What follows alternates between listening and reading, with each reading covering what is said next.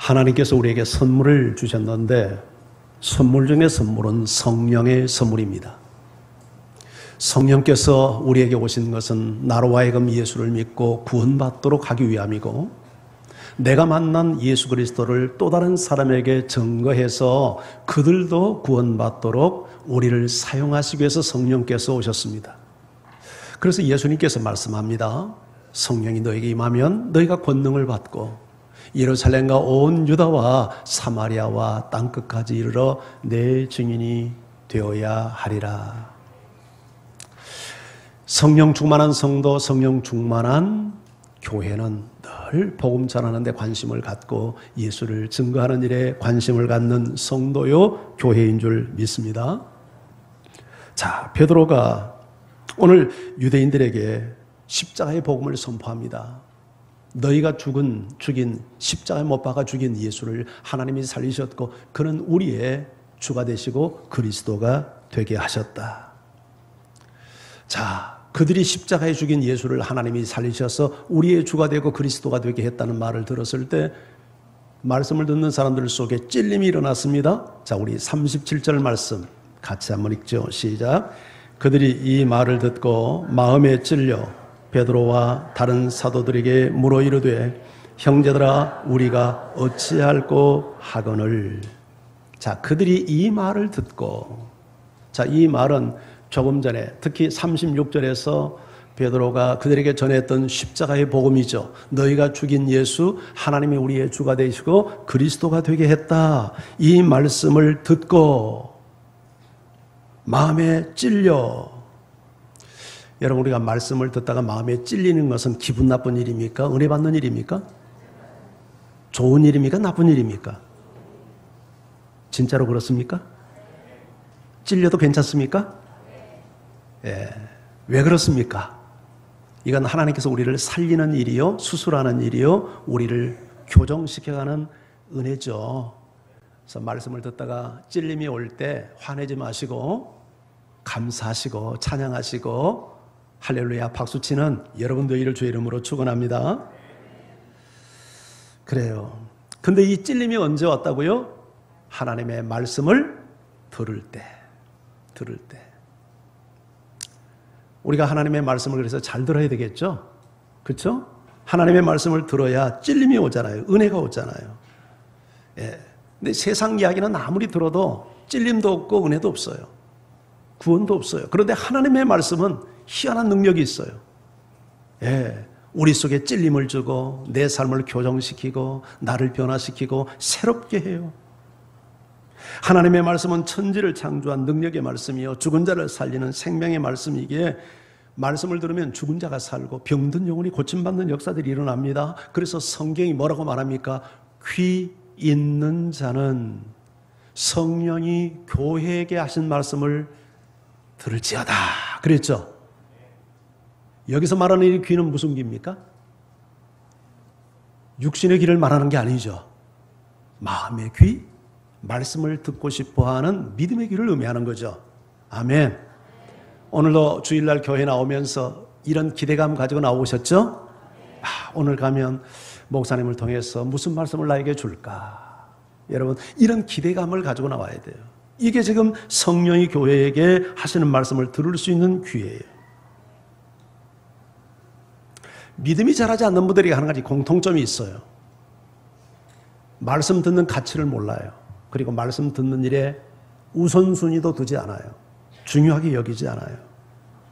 저는 여러분들이 정말 말씀의 소중성을 알고 말씀 듣는 가치를 부여하고 말씀 듣는 일에 삶의 우선순위를 두기를 주의 이름으로 축원합니다. 아멘 하신 분들은 저녁 예배도 나와서 듣기를 바랍니다. 예, 모든 공적 예배는 우리가 다 참여해야 돼요. 왜 그런데 저녁 예배 안 나옵니까? 왜 금요기도에는 땡입니까? 다 나오셔서 정말 말씀이 나를 살리는 능력이라는 사실을 알면 다 우리가 나와서 말씀 들어야 되잖아요. 성경은 말합니다. 말씀 듣는 우리의 태도가 어때야 되냐면 마치 은을 찾는 것처럼, 잃어버린 보배를 찾는 것처럼, 잃어버린 보배를 찾을 때 어떤 마음으로 찾겠어요? 이거 못 찾으면 안 돼 하는 적극적인 마음, 아주 간절한 마음 가지고 보배를 찾지 않겠어요? 은을 찾지 않겠어요?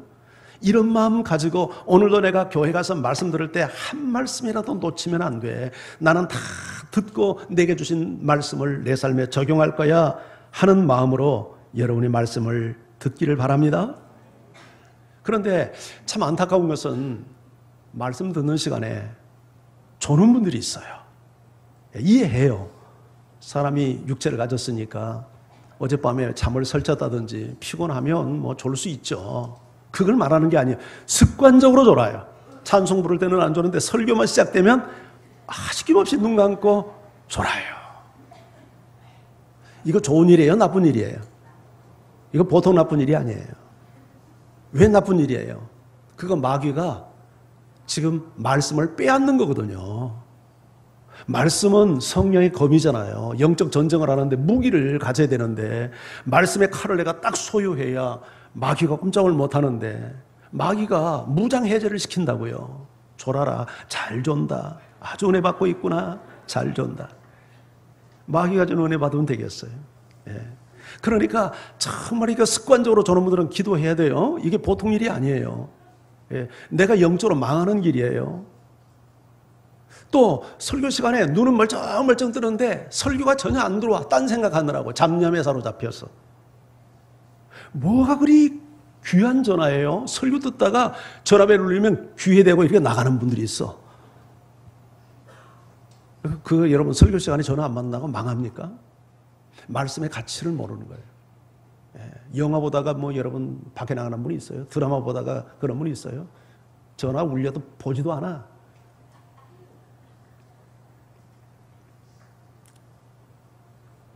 하나님의 말씀은 죽은 자를 살리는 생명의 능력입니다. 근데 이 말씀이요, 능력이라고 해서 누구나 이 말씀이 들린다고 살리는 게 아니에요. 받는 사람의 마음이 어떻게 받느냐에 따라서 그 사람이 살기도 하고 하나님의 말씀이 전혀 영향력을 행사하지 못하기도 해요. 아멘? 예수님께서 말씀에 씨를 뿌리는 비유를 통해서 우리에게 가르쳤잖아요. 말씀이 뿌려지는데 네 가지 밭이 있대. 길밭, 돌밭, 가시떨기밭, 옥토. 근데 열매 맺는 밭은 무슨 밭? 옥토뿐이래. 길밭, 돌밭, 가시떨기는 열매를 못 맺는데 옥토는 무슨 밭? 수용하는 밭. 아멘으로 화답하는 밭. 말씀이 내게 임하도록 열린 마음으로 듣는 마음밭. 이런 밭에서만 100배, 60배, 30배의 열매가 맺혀진대. 할렐루야. 바울이 아시아에서 복음을 전하다가 성령께서 너 이제 아시아에서 그만 전하고 저 유럽으로 가라. 그래서 그 에게이를 건너가지고 빌립보 지역에 들어갑니다. 그 빌립보 마을에 가가지고 안식일 날 어디 기도처가 있나 살피기 위해서 강가를 가는데 한 무리가 빨래를 했는지 아마 거기 여인들이 앉아있는 모습을 보았어요. 그래서 바울이 거기 가서 복음을 전합니다. 근데 여러 여자들이 있는데 딱 한 여자가 말씀에 주목을 하는 거예요. 말씀에 딱 꽂혔어요. 요새 젊은 사람들 말로 꽂혔어요. 말씀을 잘 경청해. 그때 광경을 성경이 이렇게 기록해 놓고 있어요. 자, 우리 같이 한번 읽어봅니다. 사도행전 16장 14절 15절 시작.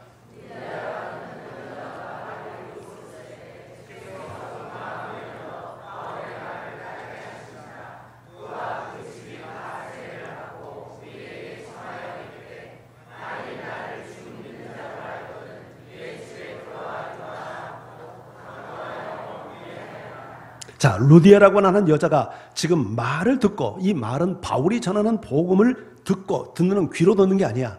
마음으로 듣고 있어. 근데 그때 주께서 그 마음을 확 열어주셔. 하나님께서 말씀 들을 때 여러분의 마음도 열어주시기를 바랍니다. 마음이 닫혀 있으면 안 돼. 마음이 열려야 돼. 설교자와 여러분 청중 사이에 어떤 막힌 남도 없어야 돼요. 예, 조심해야 될 게 있는데 사탄은요 말씀을 빼앗기 위해서 설교자와 자꾸 충돌하게 만듭니다. 혹시 뭐 그런 분은 없으리라고 믿지만 여러분들이 그런 마음이 있으면 기도해야 될 문제예요. 그리고 혹시 제가 몰라서 여러분들의 마음에 응어리를 풀어드리지 못한 경우가 있으면 반드시 저희에게 전화를 하세요. 제가 요새 은혜 못 받고 있습니다. 이거 반드시 해결해야 돼요. 마음을 열어줘야 돼요. 성령께서 이 루디아의 마음을 확 열어줬어요. 그러니까 바울의 말을 따르게 하신지라, 따른다는 말이 믿고 순종하게 했다는 얘기 아니에요? 그래서 예수님을 받아들였어. 근데 거기서 끝나지 않아. 그와 그 집이 다 세례를 받고 하는 것을 보니까 바울을 모시고 자기 집에 간 거야. 자기 식구들 다 모아놓고 또 복음 전하게 했어. 그래서 다 세례받게 한 거야. 거기서 끝나지 않죠. 또 뭐라고 말합니까? 나를 주를 믿는 자로 알거든 내 집에 들어와 유하라 하고 강고나에 머물게 했대. 바울이 전도자인 것을 알고 오갈 데 없는 것을 알고 자기 집에 머물면서 전도하라는 거야. 동역자가 되었어. 사역자가 되었어. 참 이 짧은 구절이지만 한 루디아가 정말 어떻게 하나님의 사람으로 변화되어서 쓰임받는가 하는 것을 보여주는, 근데 그 출발점이 뭐냐면 하나님의 말씀을 듣는 것이 시작이 됐어. 들었을 때 주께서 마음의 문을 확 열어주니까 예수님 영접하고 자기 가족들이 다 예수 믿고 세례받고, 그리고 바울의 동역자가 되어져서 복음 전파에 수종을 드는 이런 아름다운 은혜가 있었어요. 여러분, 이런 은혜가 여러분과 함께하기를 주의 이름으로 축원합니다. 하나님의 말씀은 다양한 기능을 갖고 있습니다. 우리 디모데후서 3장에 나온 대로 하나님의 말씀은 우리를 교훈하고 책망도 하고 바르게 교정도 시키고 의로 훈련도 시키잖아요. 교훈은 이렇게 해라, 잘 타이르는 말이에요. 책망은 뭐예요? 야단치는 거죠. 그러니까 교훈을 들을 때는 마음에 힘도 생기고 위로도 되고 소망도 생기지만 책망받으면 기분 나쁠 수 있잖아요. 찔림이 온단 말이죠. 하나님의 말씀은 등불과 같아서 우리의 가는 길을 비춰줘요. 실수하지 않도록, 바른 길을 가도록, 이게 길이다, 이게 진리다, 이렇게 살아야 된다. 등불의 역할, 빛을 비추는 역할. 또 하나님의 말씀은 떡과 같아서 내 영혼의 허기를 메꿔주고 영적으로 배부르게 만들어. 그런데 하나님의 말씀은 칼과 같아서 어떨 때는 찔러. 히브리서 4장 12절이 그렇게 말해요. 같이 한번 읽어볼까요? 시작.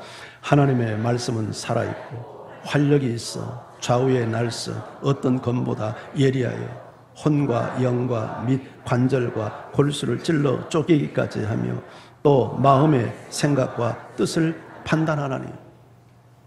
여기서 가장 무서운 병이 암이잖아요. 속에 암이 걸리면 병원에 가서 몸을 째고 그 암을 도려냅니다. 근데 하나님의 말씀이 칼과 같아서 수술을 한대. 근데 의사가 든 칼은 우리의 몸의 병밖에 제거하지 못하는데 하나님의 말씀의 칼은 우리의 혼과 정신세계와 영의 세계까지 다 수술을 한대.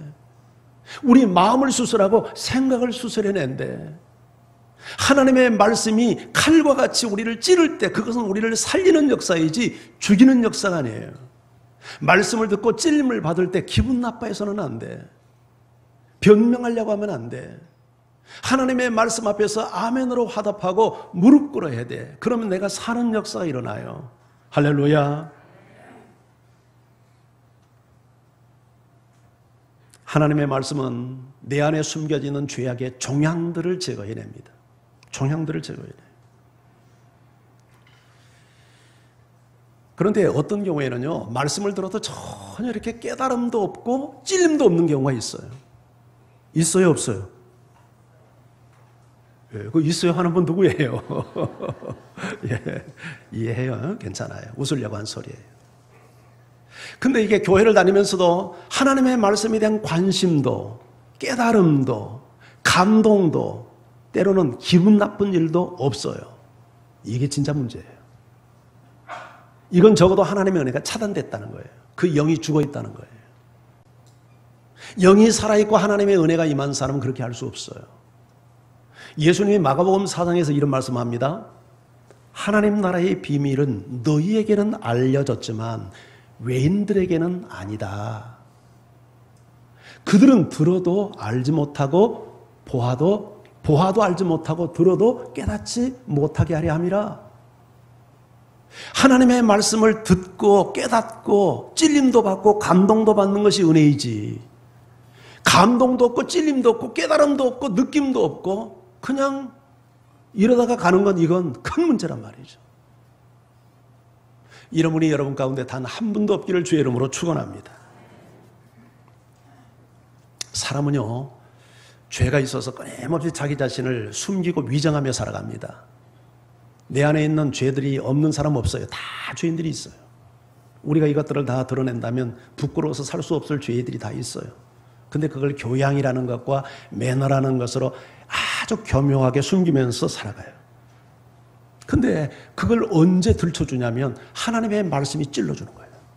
그러니까 말씀 듣지 않으면 우리가 어떻게 여러분 죄악의 종향을 제거할 수 있겠어요? 그러니까 교회 나와서 말씀 듣는 게 복 중에 복이에요. 아멘? 그 열리를 제쳐놓고 우리가 주일날 교회 나와서 말씀 듣는 거잖아요. 요새는 여행들을 많이 합니다만 여러분들이 비행기를 탈 때 반드시 거쳐야 될 그 통과해야 될 영역이 하나 있는데 그게 검색대라는 거예요. 엑스레이 검색대. 네. 그래서 반드시 비행기를 타는 사람은 사람도 그렇고 짐도 그렇고 엑스레이 검색대를 통과해 가야 합니다. 이 엑스레이 검색대를 통과하는 이유는 엑스레이 검색대 통과하면 몸속에 숨겨진 비밀스러운 무기 같은 거 다 드러나고요. 짐 속에도 있는 거 그거 가지고 와서는 안 될 것들 있거든요. 그런 것들이 다 드러나는 거예요. 제가 몇 년 전이죠. 그때 이제 한번 미국을 갔는데 미국 공항에서 나를 붙들고 당신 이리 좀 오라는 거예요. 겁이 났어요. 내가 뭘 잘못했나? 그런데 나를 그 짐 이렇게 나오는 이제 그쪽으로 데려가더니 내 가방을 그 사람들이 딱 이렇게 붙들고 내 앞에서 가방을 여는 거예요. 근데 보니까 막 짐을 풀어서 이렇게 뒤지는데 밤이 나와요. 밤. 생밤. 난 그거 몰랐어요. 밤 가져가면 안 되는 줄. 밤이 너무너무 맛있어서 나 혼자 먹기 아까워서 우리 아들 생각나서 우리 아들 좀 갖다 먹이려고 세상에 그 비닐봉투에 뭐 많지도 않아. 조금이야. 그 한 반 태박 정도밖에 안 돼. 그거 담아가지고 갔는데 세상에 그걸 잡아냅디다. 그러면서 직원이 뭐라고 하면 삶은 밤은 괜찮대. 근데 생밤은 안 된대. 그래서 날 것까지 가면 안 되는 거 그때 알았어요. 여러분 공항 갈 때 절대 외국 가면서 생과일 가져가면 안 됩니다. 통과했다 해도 이거 불법입니다. 근데 어느 권사님이 어떻게 동남아시아에서 그 과일 가져오셨는지 저한테 갖다 주시라고 맛 좀 보시라고 기도했대. 걸리지 않게 해달라. 그래서 기도빨이 너무너무 놀랐구나. 엑스레이도 그걸 캐치를 못하더라. 그래가지고 제가 동남아에서 가져온 우리 권사님이 갖다 준 과일을 먹어봤잖아요. 엑스레이 통과하면 다 걸려요. 다 걸려요. 하나님의 말씀이 마치 엑스레이 검색대와 같아. 숨겨진 것들을 찌른단 말이죠. 그래서 그것을 버리게 만들고 그것은 우리를 기분 나쁘라고 한 게 아니라 살리려고, 우리를 치유하려고, 회복시키려고. 할렐루야. 아마 여러분들이 말씀을 듣다 보면 이런 생각 가신 분들 계실 거예요. 손들으라고 하지 않을 테니까 마음으로만 한번 반응해 보세요. 저 목사가 우리 집에 도청장치 해놨나? 어젯밤 부부싸움 했는데 그거 얘기한단 말이죠. 내 마음속에 갈등하는 부분을 막 이야기하니까 꼭 도청장치 해놓고 설교한 것 같아. 또 이런 생각이 들어. 어떤 년이 가서 일러 바쳤나? 비밀을 이야기하니까. 근데 솔직히 이야기하지만 도청장치 해본 적도 없고 어떤 년이 와서 나한테 말한 적도 없어. 모든 사정을 알고 계신 성령 하나님께서 여러분을 고치려고 어떻게 해요? 찔러주는 거야. 말씀으로. 그럴 때 어떻게 해야 돼요? 오늘 베드로의 설교를 듣는 청중들이 어떻게 반응했어요? 어찌할꼬? 내가 어떻게 해야 합니까? 그러면 어떻게 해야 맞습니까? 말씀을 받을 때 그렇게 반응해야 돼요. 아멘? 기분 나빠하고 변명하는 게 아니라 어떻게 해야 되죠? 주님? 이렇게 물어야 된다고요. 근데 성경에 보니까 모든 사람이 그렇게 반응하지 않았어. 어떤 사람은 막 이를 갈고 어떤 사람은 돌을 던지고 스데반의 설교를 듣는 유대인들이 그랬어요. 사도행전 7장 54절 같이 한번 읽어볼까요? 시작. 그들이 말을 듣고 마음에 찔려 그들을 향하여 이를 갈고. 이 그들은 유대인들이에요. 스데반의 설교를 듣는 자들이에요. 이 말을 듣고 스데반의 설교예요. 근데 스데반의 설교 7장을 보면 구약성경부터 쭉 얘기하다 누구 얘기하면 예수님 이야기해. 베드로 설교하고 똑같아. 좀 설교가 장황스러워서 그렇지 똑같아. 결론은 똑같아. 너희가 죽인 예수 하나님이 살리셨대. 그분이 우리의 주가 되고 그리스도가 됐대. 똑같은 설교했어. 그런데 이 스데반의 설교를 듣는 사람들이 마음의 찔림을 받고 어떻게 반응했냐면 이를 갈았어. 스데반을 향하여, 설교자를 향하여 이를 간 거야. 혹시 그런 분 계셔요? 이건 잘못된 반응이죠. 이건 건강한 반응이 아니에요. 요새 우리가 묵상하고 있는 에레미야서 보면 에레미야를 눈물의 선지자라고 하는데요. 이 에레미야가 하나님 말씀을 증거하다가 많이 어려움을 당합니다. 그 에레미야가 사역했던 시대가 남쪽 유다가 극도로 타락한 멸망의 직전의 시기였기 때문에 수없이 하나님을 떠나고 말씀 순종하지 않고 공의와 정의를 행하지 않고 우상 숭배하고 못된 짓을 다 골라서 하니까 하나님의 종을 통해서 선포되는 메시지가 위로의 메시지가 아니라 책망의 메시지가 많아. 심판의 메시지가 많아. 근데 그거 듣기 싫다고 심지어는 에레미야를 귓사다기를 때리고 감옥에 감금을 시키고 이런 짓을 유대 사람들이 했어요. 그건 결국 하나님을 공격하는 거잖아요. 하나님의 은혜를 거부하는 행위잖아요. 우리의 말씀을 듣다가 찔림을 받으면 오늘 베드로의 설교를 듣는 이 청중들처럼 우리가 어찌할꼬? 우리가 어떻게 해야 합니까? 내가 어떻게 해야 합니까? 똑같은 물을 마셔도 뱀이 물을 마시면 독이 되는데 소가 물을 마시면 우유가 된단 말이죠. 반응이 중요해요. 어떻게 반응하느냐? 여러분 하나님 말씀 듣고 우리가 독을 품으면 되겠어요? 우유를 내야지. 이런 은혜가 여러분과 함께하기를 주의 이름으로 축원합니다.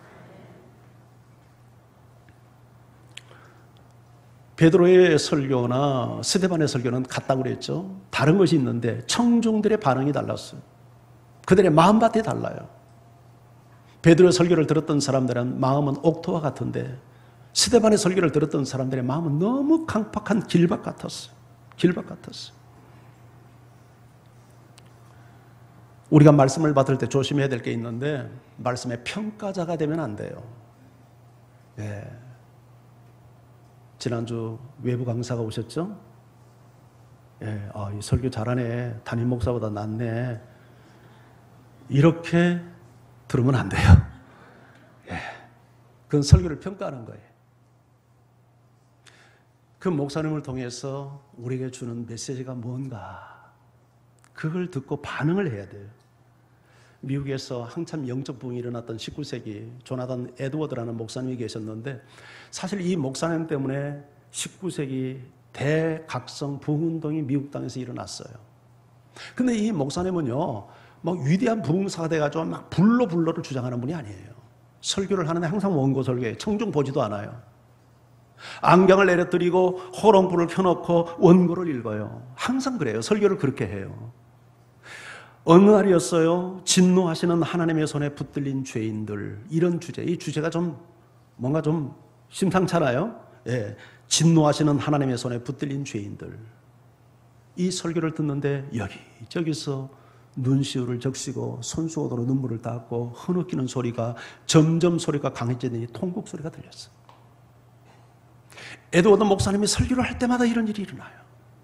예. 사람들이 설교를 평가하는 게 아니라 설교 앞에 반응했던 거예요. 내게 주신 음성으로 들었던 거예요. 그리고 그들의 문제를 하나님 앞에 내어놓았던 거예요. 우리나라에서는 만 19살이 되면 성인으로 인정을 합니다.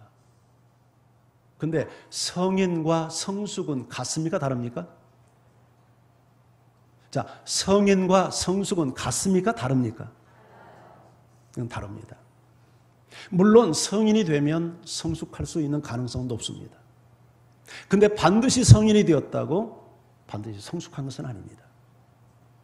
20살 청년도 성숙한 그리스도인이 있는가 하면 50살 장년도 성숙하지 못하고 미숙한 그리스도인이 있을 수 있습니다. 성숙과 미숙은 나이로 결정되지 않습니다. 여러 가지 기준점이 있겠지만 성숙과 미숙을 갈라놓는 기준점 중에 하나가 누구 탓을 하느냐 하는 것을 보면 나타납니다. 어린 아이들은요 항상 애미 탓을 합니다. 친구 탓을 합니다. 자기 책임이라고 말하지 않습니다.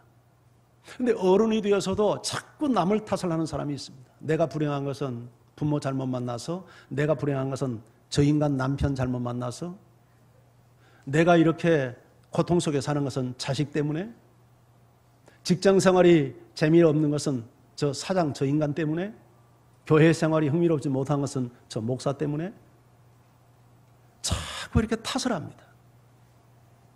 근데 탓을 하면요, 영원한 미수가 영원한 유치원생이 됩니다. 정상적이라면 우리가 문제 앞에서 나를 성찰해야 정상이잖아요. 우리가, 여러분이 타인으로부터 어떤 어려움을 당할 수도 있고 또 환경적인 고통을 당할 수도 있고 우리가 육체의 질병이라고 하는 고통을 당할 수도 있고 또 실패라고 하는 아픔을 겪을 수도 있어요.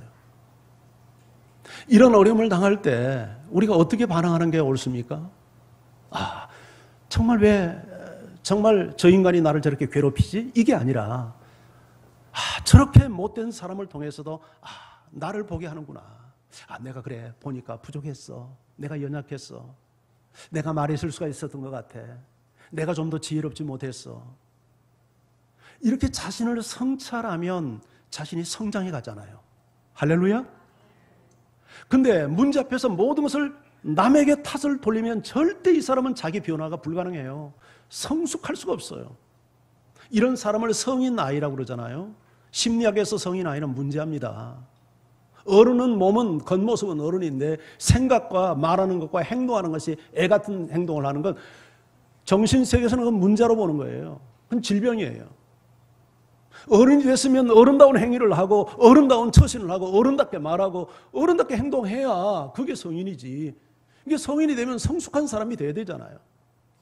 목사는 목사 나와야 되고 장로는 장로 나와야 되고 권사는 권사 나와야 되잖아요. 하나님의 말씀을 들을 때 자기 삶에 적용을 하지 않으니까 성숙이 일어나지 않는 거예요. 하나님의 말씀이 위로도 주고 소망도 주지만 항상 그렇게만 하나님의 말씀이 역사하는 건 아니죠. 때로는 가슴 아프게 가슴을 후벼 파는 찔림을 주기도 하고 부끄러움을 느끼기도 하고 그럴 때 무릎을 꿇고 하나님 감사해요. 이것이 합당한 성도의 태도란 말이죠. 할렐루야. 그래서 어찌할꼬 탄식하며 우리가 어떻게 해야 합니까? 묻는 청중에게 베드로가 답변합니다. 38절입니다. 자, 같이 읽어볼까요? 시작.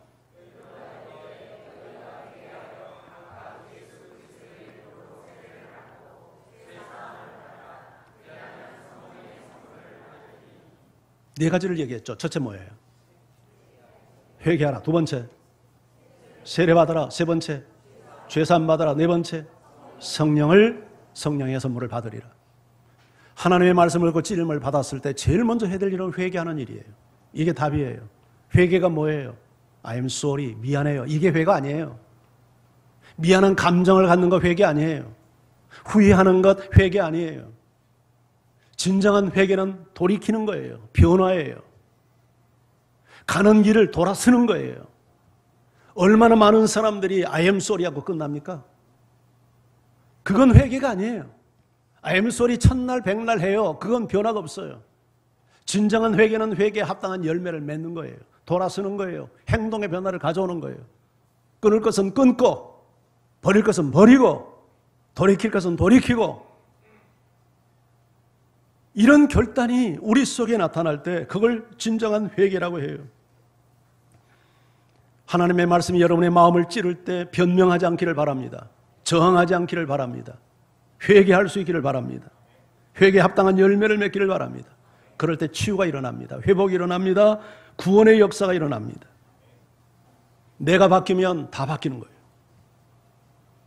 나는 안 바뀌고 남을 바뀌려고 하니까 문제가 생기는 거예요. 남 지적하지 말아요.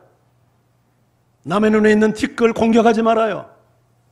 티끌이 보이면 내 눈에 들보를 보세요. 이게 성경적이잖아요. 사람은 공격받아가지고 변화되지 않아요.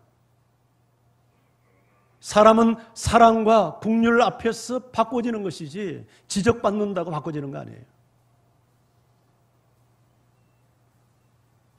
그래서 인상 쓰지 말아요.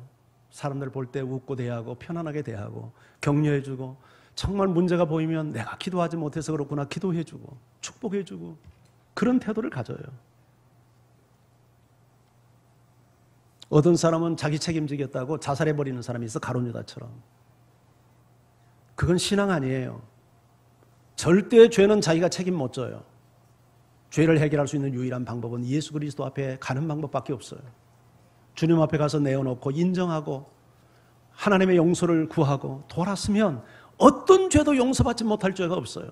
자살이 방법이 아니에요. 아무리 힘들어도 아무리 부끄러워도 자살할 생각하지 말아요. 그건 죄를 해결할 길이 아니에요.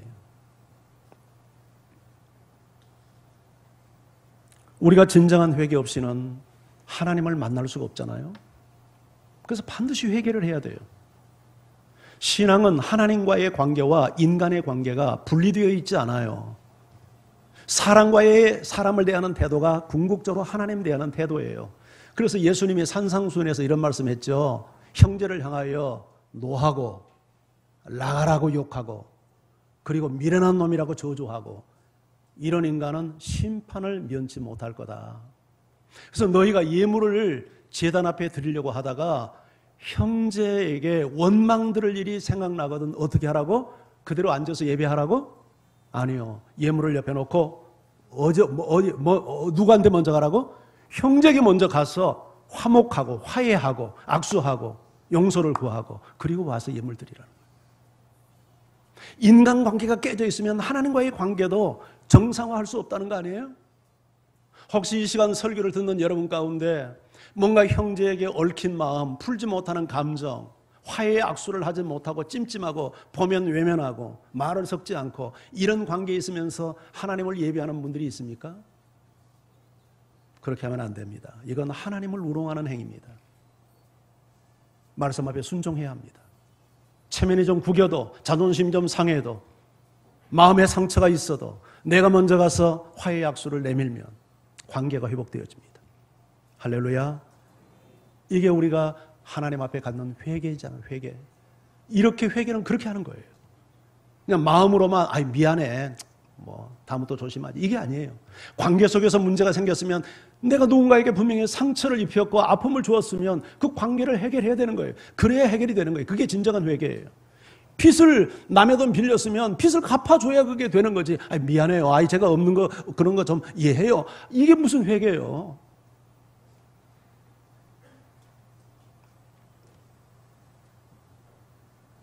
여러분의 마음속에 욕망을 품고 더러움을 품고 음욕을 품고 하나님을 예배하는 분들이 있습니까?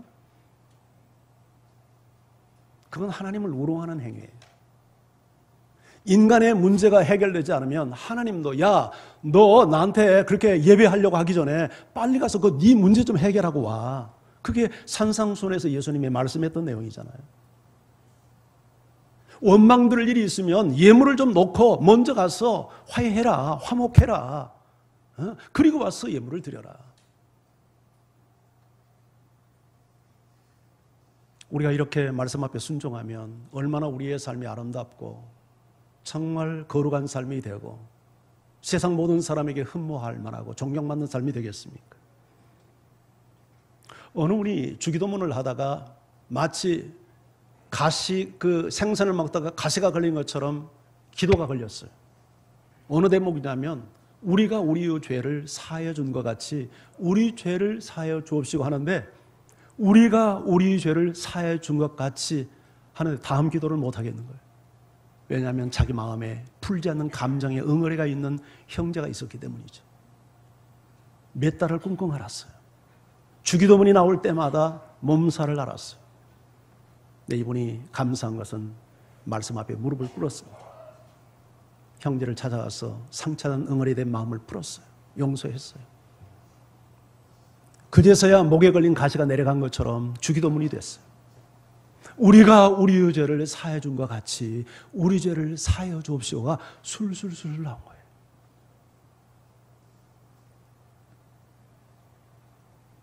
자, 회개 다음에 두 번째가 뭐였죠? 세례. 세례는 회개의 증표예요. 고백이에요. 회개는 내가 정말 죄를 버리고 하나님께 돌아왔습니다. 이걸 하나님과 모든 성도들 앞에 공적으로 시인하는 행위예요. 이것이 형식적인 세례를 받으라는 얘기 아니에요. 물론 형식적인 세례도 필요해요. 받아야 돼요. 그러나 여기서 베드로가 말하는 건 세례의 본질이에요. 세례를 받으신 분들은 알 거예요. 훈련 받았으니까. 세례가 뭐예요? 세례의 본질이 뭐예요? 그리스도와의 연합이에요. 연합. 예수님의 죽으심과 연합해서 내 옛사람이 죽고 장사 지낸 바 되고 예수 그리스도의 부활과 연합하여 새 생명으로 다시 태어나는 것이 세례의 핵심이에요. 세례받는 사람은 이것이 분명해야 돼요. 내가 그리스도의 죽음과 연합되어서 그리스도의 죽음은 나를 위한 죽음이요, 내가 그리스도의 죽음을 믿을 때 예수님 안에서 내가 죽었습니다. 내 옛사람이, 내 죄가 죽었습니다. 그리고 내가 그리스도 안에서 그리스도의 삶을 새롭게 살겠습니다. 이게 세례교인의 고백이에요. 그러니까 세례만 제대로 받아도 우리의 삶이 진정한 변화가 일어나지 않겠어요? 이렇게 세례를 받으면 죄사함이 은혜가 주어진대. 죄사함. 그리고 성령의 선물. 근데 성령의 선물, 우리 성경에 보세요. 성령의 선물, 성자 앞에 3자가 쓰여져 있어. 그 3자를 나눠주기 아래에 와서 보면 성령을 선물로 이렇게 되어 있어요. 성령의 선물과 성령을 선물로는 의미가 다르잖아요. 근데 원문의 사실의 의미, 어떤 사본에는 성령을 이렇게 되어 있는데 사실 그게 문맥적으로나 신학적으로 보면 맞는 말이에요. 성령의 선물이 아니라 성령을 선물로 받는 거예요. 성령이 오시면 우리를 모든 진리 가운데로 인도하고, 성령은 파라클레토스, 옆에서 나를 돕는 자예요. 나의 헬퍼로서 나를 진리로 돕고 나를 보호해 주시고 내가 영적 전쟁에서 승리하게 능력을 주시고 은사를 주시고 교회를 섬기게 하시고 사랑을 베풀게 하시고 열매를 맺게 하시고, 이런 놀라운 성령이 없는 신앙생활은 불가능해요. 어려운 게 아니라 있을 수 없어요. 성령 받지 못하고 신앙생활하는 건 있을 수가 없는 거예요. 오늘 우리가 정말 회개하고 세례를 받고 죄산 받는 사람에게는 성령을 주는데 39절에서 41절 한번 보세요. 제가 한번 읽어볼 테니까 이 말씀을 여러분이 눈으로 한번 마음으로 따라서 읽어보세요. 이 약속은 너희와 너희 자녀와 모든 먼데 사람 곧 주 우리 하나님이 얼마든지 부르시는 자들에게 하신 것이라 하고, 또 여러 말로 확증하며 권하여 이르되 너희가 이 패역한 세대에서 구원을 받으라 하니, 그 말을 받은 사람들은 세례를 받음에 이 날에 신도의 수가 3,000이나 더하더라. 여기서 이 약속은 뭐예요? 베드로가 앞에서 말했던 대로 너희가 마음에 찔림을 받을 때 회개하고 세례받고 죄산 받으면 성령을 선물로 받는다. 이 약속은 너희와 너희 자녀와 모든 먼데 사람은, 이방인을 말해. 주 우리 하나님이 얼마든지 부르시는 자들에게 하신 약속이래. 그러니까 성령은 우리 모두에게 임하도록 이미 약속된 여러분 이 상이에요. 할렐루야. 그러니 성령 없는 신앙생활이 불가능하잖아요. 성령이 없이 어떻게 진리를 깨닫고 말씀의 조명을 받고 옳은 길을 선택하고 우리가 신앙생활을 유지할 수 있겠어요? 그런데 우리가 정말 회개하고 세례받고 죄산 받으면 성령을 선물로 주어서 우리가 믿음 생활을 바로 할 수 있도록 돕는단 말이죠. 그런데 그날 세례받은 수의 신도의 수가 3,000명이나 되었어. 이건 베드로의 설교 때문이 아니야. 이건 100% 성령의 역사야. 할렐루야. 성령께서 여러분에게 믿음 주시기를 원합니다. 여러분을 도와주시기를 원합니다. 말씀 들을 때마다 찔림이 일어나고, 찔림이 일어날 때 회개의 역사가 일어나고, 회개함으로 말미암아 죄사함 받고 성령의 충만함을 받아서 내가 변하면 가정이 변해요. 내가 변하면 지역이 변해요. 내가 변하면 교회도 변해요. 남 바꾸려고 애쓰지 말아요. 내가 바꾸세요. 나를 바꿔요. 남 보고 기분 나쁘면 나를 바꿔요. 이건 나에게 문제가 있는 거예요. 이것이 성경적인 방법이에요. 이런 은혜가 오늘 여러분과 함께하기를 주의 이름으로 축원합니다. 우리 같이 찬양합니다.